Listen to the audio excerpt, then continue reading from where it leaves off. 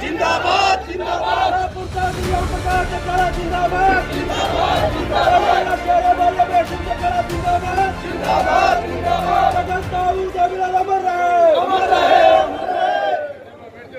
ये दो यहाँ इकट्ठे, एक तो भाग लिया और इसका पता नहीं हो कब तक टिकेगा। प्रधान जी मंच पर विराजमान विभिन्न राजनीतिक पार्टियों से जुड़े हुए इस कृषि प्रधान देश के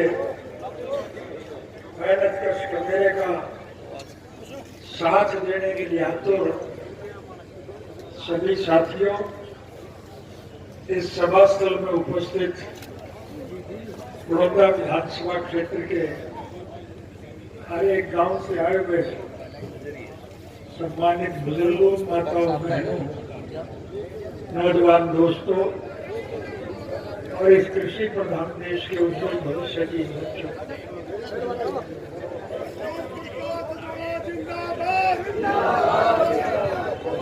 ये भी संयोग की बात है कि आज महर्षि वाल्मीकि के जन्म दिवस पर हम यहाँ इकट्ठे हुए। मैं उनके चरणों में प्रणाम करता हूँ और साथ ही कल 1 नवंबर को हरियाणा प्रदेश 54 साल की उम्र में आ जाएगा। 1 नवंबर 1966 को हरियाणा बना और ये भी संयोग कहिए कि 54 साल के हरियाणा को बहुत ज्यादा ताकत और बल देने के लिए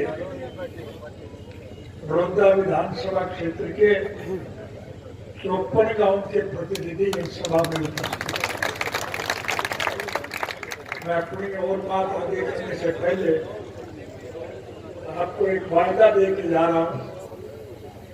राज तो आप बढ़ाओगे, लेकिन सरकार बनने के बाद इन बूढ़े बुजुर्गों की पेंशन 54,000 रुपये में होगा।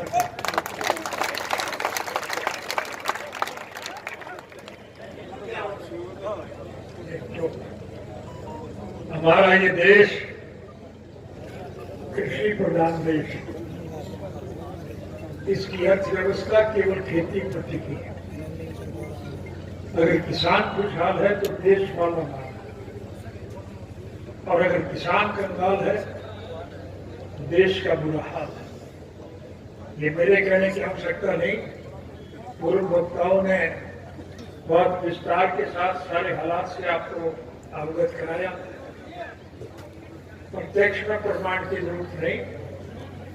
आज इस देश का हर नागरिक, चाहे कोई किसी भी धर्म और मजहब को मानता है, किसी भी जाति का है, किसी वर्ग से जुड़ा हुआ है, और चाहे किसी के रोजगार, व्यवसाय और कारोबार का कोई भी साधन क्यों ना हो, चाहे हिंदू है, सिख है, मुसलमान है, ईसाई है, चाहे हरिजन है, चाहे बैकवर्ड है, चाहे व्यापारी है या कर्मचारी, चाहे कारखानेदार है या मजदूर है, चाहे किसान है या कमेरा है, इस देश का हर नागरिक आज बहुत बुरी तरह से दुखी है, परेशान। और परेशान जो है वो सरकार के गलत किए हुए कामों की वजह से। मैं और ज्यादा विस्तार में ना जाऊंगा, मुझे 7-8 मंडियों में जाने का भी मौका मिला। मंडियां घी से भरी पड़ी है। मैंने दुकानदारों से भी पूछा, किसानों से भी पूछा कि ये इतने ढेर लगे हुए हैं, ये जीरी उठाई नहीं जा रही। तो लोगों ने बताया कि सरकार खरीद नहीं रही। बाहर सड़क पे ट्रैक्टर ट्रालियां भरी खड़ी और उनका मुंह मंडी की बजाय गांव की तरफ। मैंने उनसे पूछा, भाई तुम मंडी में आए हो, बाहर क्यों खड़े? उन्होंने कहा कि कोई खरीद नहीं रहा है, उल्टा घरों को वापस ले जा रहे। किसान अपने उत्पादन को मंडी में बेचने के लिए ले जाता है और जब उसे निराश होकर के वापस घर को लाना पड़ता है तो उसे पीड़ा होती है कि नहीं होती है। आज सरकार ने ऐसी गलत नीतियां बनाई है, वायदे तो बड़े किए, चुनाव घोषणा पत्र में तो इतने वायदे किए जैसे किसान को ये बहुत ज्यादा धनवान बना देंगे, लेकिन हालत ऐसी हो गई है कि उन वायदों पे अमल नहीं किया जा रहा, उल्टे ऐसे कानून बनाए जा रहे हैं जिसकी वजह से किसान और कंडेराल सबसे ज्यादा दुखी होते हैं। इन परिस्थितियों से छुटकारा हासिल करने के लिए आपको एक अवसर मिला है। खुशकिस्मत है बड़ौदा हल्का के लोग जिन्हें नए सिरे से अपने मत का प्रयोग करने का एक मौका मिला है। 3 नवंबर को आपके विधानसभा क्षेत्र के चुनाव हो रहे हैं। इंडियन नेशनल लोकदल पार्टी के प्रत्याशी अभी आपसे मुखातिब हो चुके हैं। मैं पलट करके आपसे एक बात पूछना चाहूंगा कि क्या इंडियन नेशनल लोकदल का एक प्रत्याशी पिछला चुनाव हारने के बाद भी आपसे निरंतर जुड़ा रहा या नहीं जुड़ा रहा? आपके दुख सुख में ये भागीदारी करता रहा है तो मतलब होगा ये आपके अधिकारों के लिए ये निरंतर संघर्ष में जूझता रहा या नहीं? योगेंद्र सिंह मलिक का कोई व्यक्तिगत स्वार्थ नहीं, कोई राजनीतिक स्वार्थ नहीं, ये संघर्षशील और जुझारू कार्य करता है। ये तो स्वर्गीय चौधरी देवीलाल जी के स्वप्न साकार करने का पक्ष है।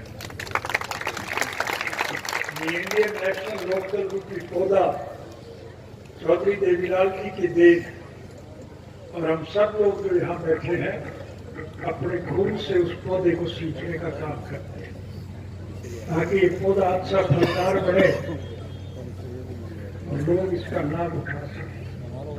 लेकिन आज परिस्थितियां इसके बिल्कुल उलट हैं। आज इसके विपरीत कार्यक्रम हो रहे हैं। हरियाणा प्रदेश के जैसे मैंने जिक्र किया कि 1 नवंबर 1966 को बना है और 38 साल के अरसे में लगभग 45,000 करोड़ का कराधान, और फिर इंडियन नेशनल लोकदल पार्टी की सरकार बनी। हमने उस कर्जे को ही नहीं उतारने का काम किया बल्कि इस प्रदेश के हर नागरिक को हर प्रकार की सुविधा प्रदान करने की। सरकार आपके द्वार कार्यक्रम के तहत सरकार आपके गांव में हर वर्ष आती थी कि नहीं आती? आप जो मांग रखते थे वो सारी मांगे आपकी पूरी की गई थी या नहीं की गई? हम चाहते हैं कि विकास के कामों को गति मिले और इस देश के हर नागरिक को सारी सुविधाएं मिल सके, ये हमारी एक सोच है। इस सोच को सिरे चढ़ाने के लिए आपको एक अवसर मिला है। हमारे विरोध पक्ष के लोग केवल मुख्यमंत्री महोदय की घोषणा करते हैं, गांव में तो नहीं जा सकते। गांव में तो इनकी पिटाई होती है, लोग घोषणा नहीं देते क्योंकि इनके किए हुए गलत कारनामों की वजह से लोग दुखिया पड़े। लेकिन मुख्यमंत्री जी बयान देते हैं कि 1 सीट जीतने से क्या फर्क पड़ेगा। ये मुझे कहने की आवश्यकता नहीं। आज हरियाणा प्रदेश का नहीं, इस देश का हर नागरिक मौजूदा शासन तंत्र से दुखी है या नहीं? और हर आदमी की जबान पर एक बात है, आप विरोधी से भी पूछोगे तो वो भी यही कहेगा कि जितनी भी सरकारें हरियाणा प्रदेश में बनी उनमें सबसे अच्छी सरकार इंडियन नेशनल लोकदल पार्टी। हमने ठीक काम किए, लोगों को सुविधाएं प्रदान की। स्वर्गीय चौधरी देवीलाल जी के अच्छे किए हुए कामों का अगर मैं उल्लेख करूंगा तो बहुत समय लगेगा। उन्होंने गांव के विकास के लिए अच्छी योजनाएं बनाई। आपकी नहरों में 24 घंटे पानी चलाया, 24 घंटे आपको बिजली दी, अच्छे बीज मिलते थे, सस्ती खाद मिलती थी और किसान को उसकी उपज लाभप्रद मूल्य मिला। दुकानदारों को अनेक प्रकार की सहूलियत है। हमने शहरों में, कस्बों में गलियां और सड़कें पक्की करने का काम किया,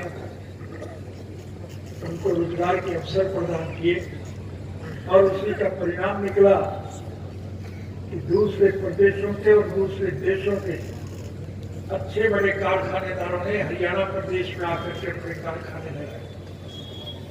इसमें लोगों को रोजगार मिला, प्रदेश की आमदन बढ़ी। हमने ध्यान खर्चे को कम किया, वह आपके विकास के लिए दिल खोल करके पैसा खर्च किया और विकास के कामों को गति दी। नालायक सरकार का अगर मैं जिक्र करूं, हरियाणा प्रदेश में हमारी सरकार 2005 में जब गई थी तो यहाँ कांग्रेस को सरकार बनाने का अवसर मिला और 10 साल के अवसर में कांग्रेस पार्टी की सरकार के मुखिया ने 48,000 करोड़ का कर्जा लिया और एक भी ईंट विकास के नाम पर कहीं नहीं लगाई थी। अगर वो आए तो उससे पूछना, आ नहीं पाएगा, क्योंकि लोग उन्हें गांव में घुसने नहीं दे रहे। उनके किए हुए गलत कारनामों की वजह से लोग दुखी हैं। लेकिन आए तो उससे पूछना कि तुमने ये कर्जा किस लिए दिया था और उस कर्जे का क्या उपयोग हुआ, कहीं विकास के नाम पर कोई काम किया। मैं हमारी सरकार के विकास के किए हुए कामों को अगर गिनाने लगूंगा तो बहुत समय लगेगा। प्रत्यक्ष में प्रमाण की जरूरत नहीं, आप सबको इस बात का एहसास है कि हमने आपकी मूलभूत जरूरियात पूरी की थी। स्वर्गीय चौधरी देवीलाल जी का एक नारा था कि आम नागरिक के मूलभूत जरूरियात, रोजी रोटी, कपड़ा, मकान, शिक्षा और स्वास्थ्य का प्रबंध सरकार के द्वारा किया गया है और इसके लिए वो निरंतर संघर्ष में जूझते रहे। हम तो केवल उनके स्वप्न साकार करने के पक्ष हैं। इसलिए मैं आपसे निवेदन करने आया कि एक सीट का चुनाव नहीं है, इससे समूचे राष्ट्र की परिस्थितियां बदल जाएंगी। अगर इंडियन नेशनल लोकदल पार्टी के प्रत्याशी को 3 तारीख को ऐनक के आगे के निशान का बटन दबा करके आप जिताने का काम करोगे तो फिर निश्चित रूप से हरियाणा प्रदेश में मध्यावधि चुनाव, फिर ये गठजोड़ बिखर जाए, इनके लुटेर पार्टी छोड़ करके भाग जाए और जब ये सरकार अलग मत में रहेगी तो फिर निश्चित रूप से विधानसभा भंग होगी और कोई चारा नहीं। और विधानसभा जब भंग होगी तो फिर मध्यावधि चुनाव, और जब मध्यावधि चुनाव होंगे तो फिर इंडियन नेशनल लोकदल पार्टी को सरकार बनाने का अवसर मिलेगा तो नहीं मिलेगा। और जब हमें सरकार बनाने का अवसर मिलेगा तो मैं आपसे उल्ट के पूछता हूँ कि अगर हमने अतीत में अच्छे काम किए हैं तो भविष्य में और ज्यादा अच्छे काम किए। आपको एक ही बात कहती जा रात बना लो, फिर सारे कोर्ट में काम हमारे न्याय करते हुए तुम्हें कोई दिक्कत और परेशानी नहीं आएगी, बल्कि सरकारें आपको प्रणाम करके आगे चलेंगी। इसलिए हमें प्रसन्नता है कि आज आपके सहयोग और समर्थन के लिए हमारी पार्टियों के जो एक साथ सोच के मालिक हैं, ये सभी राजनीतिक पार्टियों के लोग जो आज आपके साथ शामिल हो रहे हैं, ये आपको मजबूत इसलिए बनाना चाहते हैं ताकि प्रदेश की नकल देश के दूसरे हिस्सों के लोग भी करेंगे और समूचे राष्ट्र में एक बहुत बड़ा परिवर्तन आए। आज की सरकार का मैं ज्यादा चर्चा नहीं करूंगा, समय बहुत लगेगा, लेकिन जहां हमने 10-10 हजार करोड़ के कर्जे वापस करने का काम किया, आज हरियाणा प्रदेश की सरकार के सर पर लगभग 2 लाख करोड़ रुपए का कर्जा है। 2 लाख करोड़ का कर्जा है। उनसे कोई पूछे कि ये कर्जा किस बात का, विकास के लिए तो कहीं एक ईंट नहीं लगी, तो फिर कर्जा कहाँ है? आज कर्मचारियों को भी तनख्वाह देने के लिए पैसा नहीं है इनके पास। हर महीने सरकारी कर्मचारियों को तनख्वाह देने के लिए इन्हें लोन लेना पड़ता है और वो कर्जा निरंतर बढ़ता जा रहा है। कैसे उतरेगा ये कर्जा? उत्पादक को उसके पैसे मूल्य मिलते हैं, ये पैसा लूटा जा रहा है।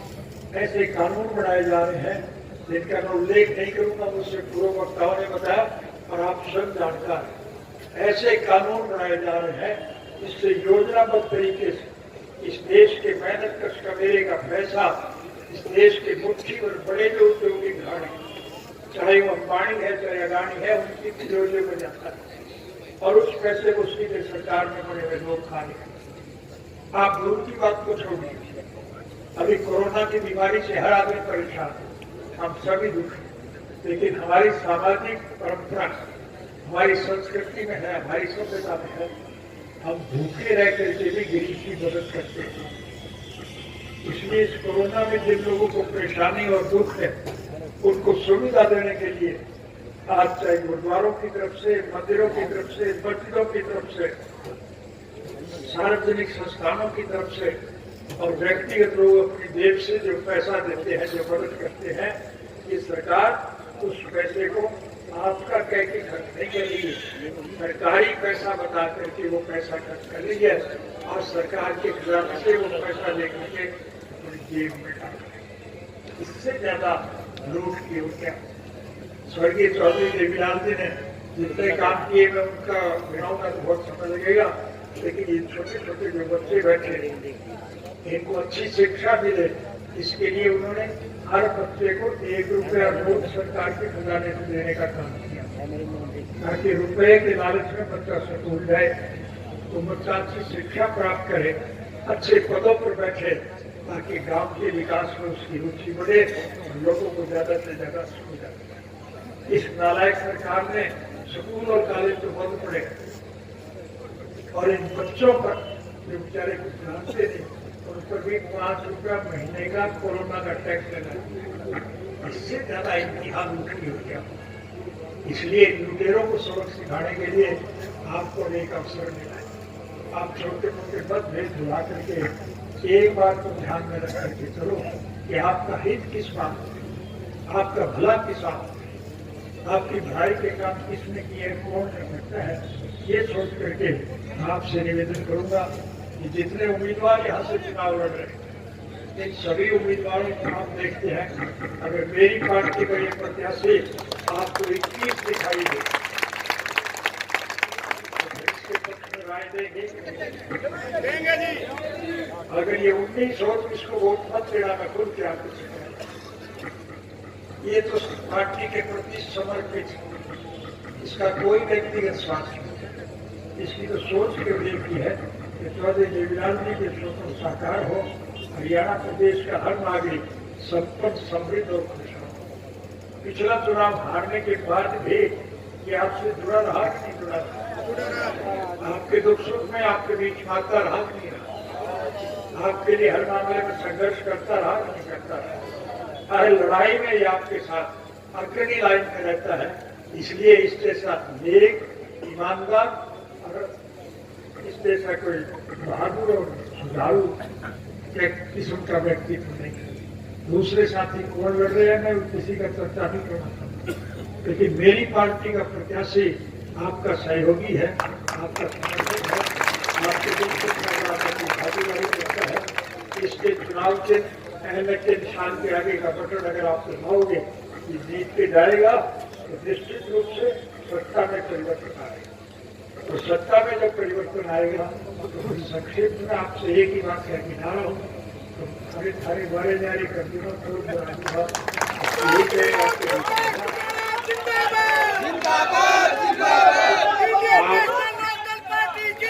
कोई रोक रहा है उसे बनाओ और एक एक वोट जो है 3 तारीख को इंडियन नेशनल लोकदल पार्टी के प्रत्याशी योगेंद्र सिंह मलिक के चुनाव से अहमियत के निशान का बटन दबाओ, यही आपसे कहने आया था।